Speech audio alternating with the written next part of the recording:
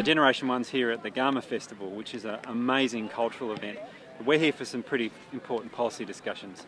We're here with our skills and training for a career policy. So we've had, over in the key forum today, we've had a really big yarn about the best pre-employment training programs and the best post-employment placement programs as well, and how we can get government funding and government policy to best align so that Aboriginal people are ready, work ready for jobs that are guaranteed. We young people got to put our self-determination into it. We need to show that we can do it regardless of our colour. Black can do it. Black is beautiful. Thank you. What's great about Garma is, you're immersed in someone's country. We're here on Yolngu country and we're visitors in their country. And we're here to listen to them and hear what they've got to say. We've had elders talking about the problems. So once again, it's not just about a bunch of white fellas trying to impose solutions. We're here working with people and talking with people on their country, on their terms. We're invited guests, and that's what's really terrific about Garma. And there's a huge variety of people at Garma from all sorts of backgrounds, but we've felt today that we've had really open discussions and everything's on the table, and it's been really good to do that on Yolngu country, so we've been really privileged. I personally feel that there's a great historic inequity that's sitting there that's to do with colonisation and how Australia was settled. And there's a real mood now to go beyond that really negative reality and do something positive about it. But, the clock is ticking. Most Aboriginal and Torres Strait Islander people are under the age of 24. And we don't want the disparity to still be there, because then we're going to have a whole lot of really young people coming through where there's a situation of great inequity, and the gap will widen. There's no guarantees that this gap will close. So we've got to really work with those younger generations, school retention, school to work transitions, and really help try and close the gap after employment's been offered, like the Employment Covenant's doing.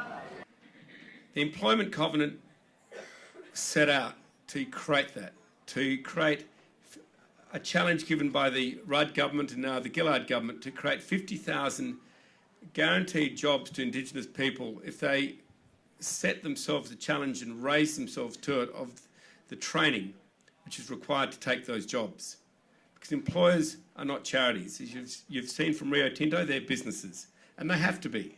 Otherwise, we will go down an economic sinkhole of goodwill.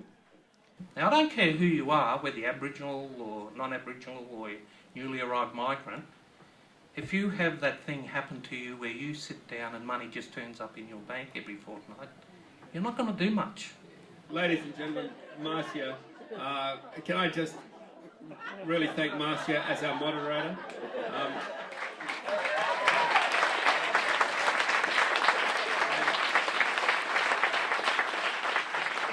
At some point, people have to make a decision. I will succeed. They have to make that decision themselves. I, have been on a lot of mine sites. They want to know how do we deal with these cultural problems, and not just that one. Like avoidance relationships, poison cousins. A lot of young fellas were using sorry business, funeral times, as an excuse to lag, to skive off from work. And bosses would call me up and they'd say, look, I did what you said and I haven't seen him for 2 weeks. What do I do? Because they're trying really hard to get it right, see? But why are there so many funerals?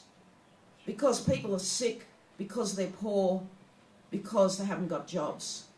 Businesses have to have a relationship with the community and say, if you've got young fellas and young women who've got jobs, do you want them to go to 20 funerals a year and lose all of their vacation leave and all of their special leave and not have a rest during the year because they've got to go to so many funerals? Or do you want to, have family reps go to the funerals and let the young people choose which leave they're going to take? Now, I know this is a very touchy subject. I know it hurts people's feelings to raise this, but at some point, we have to talk about it. So, yes, it's a lot of hard work to get there. It might take you 4 years of, various programs to get them there, but the goal's got to be to get them there. Well, I think the most important thing is that employers are starting to understand that culture is really important.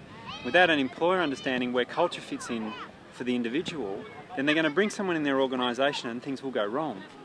What about sorry business? What about funerals? And the need for people to look after family?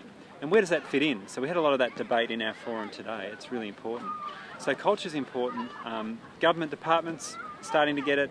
Employers are starting to get it. We've had people in cycles of disadvantage and long-term unemployment, and it's really important that people can get out of those cycles. And one of them is understanding where work fits in. There are a lot of people who have been in families who haven't had any employment for maybe 2 or 3 generations now. And so what we take for granted around employment and work readiness, a lot of other people need to understand the very basics.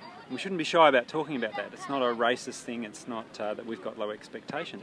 But we are dealing with people for all sorts of historical reasons who have suffered long-term disadvantage, and we need to help them through that so they can shine.